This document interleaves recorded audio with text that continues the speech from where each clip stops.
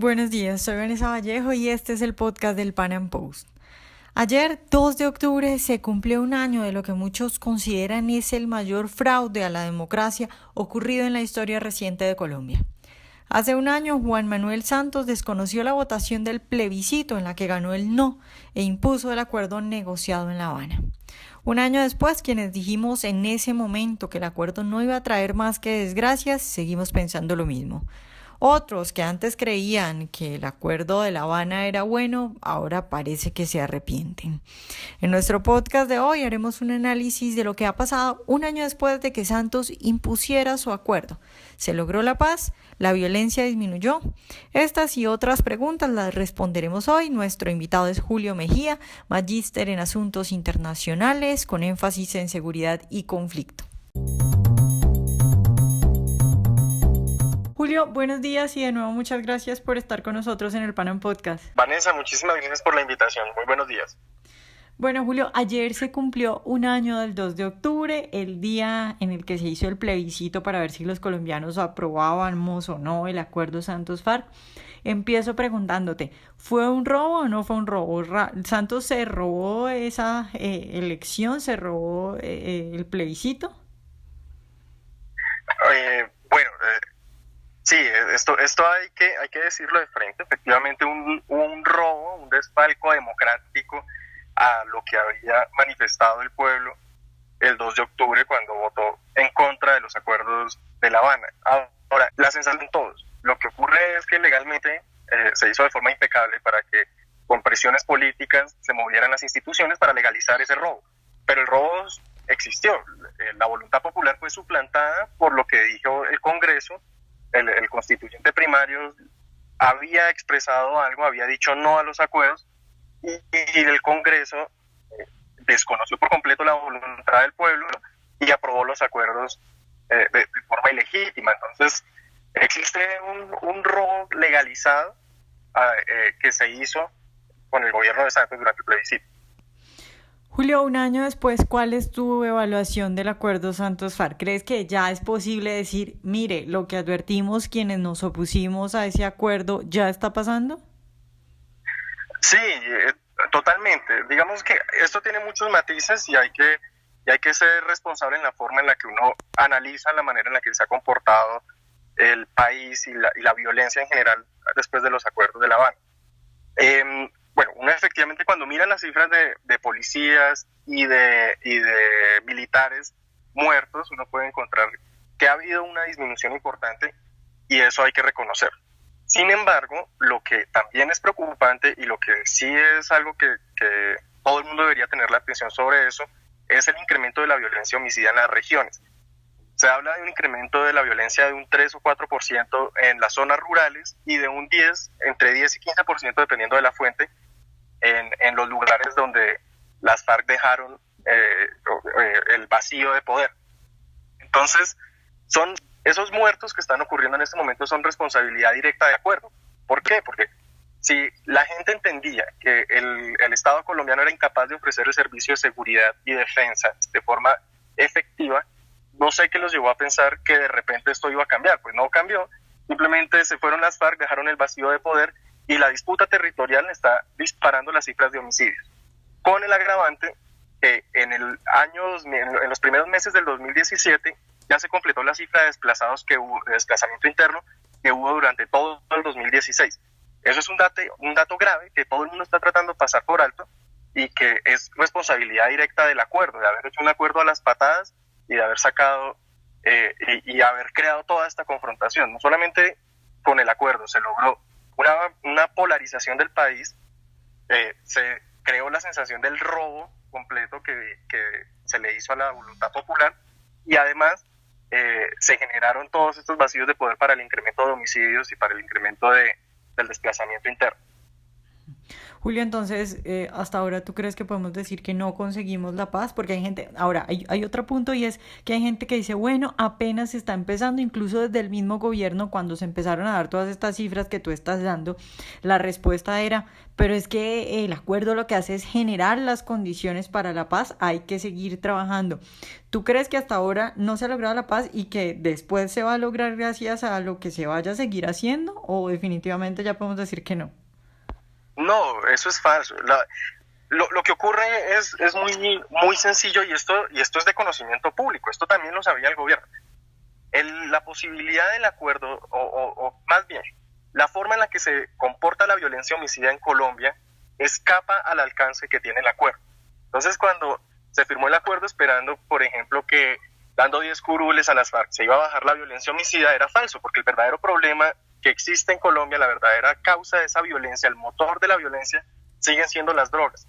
Y esto no se resuelve simplemente entre el gobierno y las FARC. Y esto tiene que quedar muy claro, porque la gente pensó, sí, pero miren cómo se incluyeron el tema de drogas, pero eso es un problema mundial.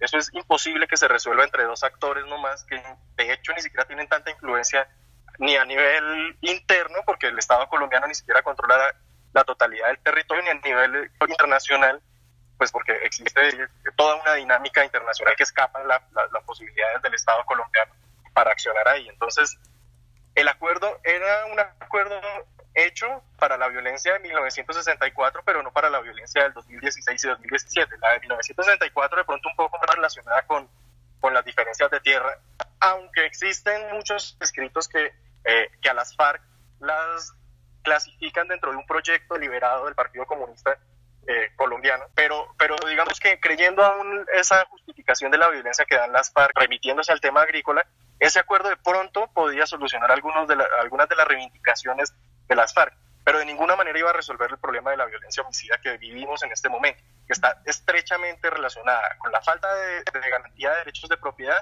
por un lado, y por el otro lado, con la dinámica de la venta de drogas y de la comercialización, las rutas, etcétera. Julio, me parece que tú, bueno, tocas un punto, pero por encima, yo quiero ahondar en eso. ¿Las FARC son narcotraficantes o son un grupo socialista con ideología y todo eso?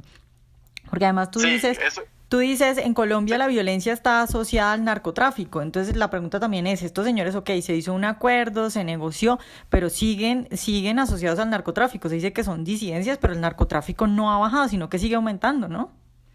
Claro, y es que, claro, existen tres corrientes de pensamiento para comprender la forma en la que se comportan las FARC.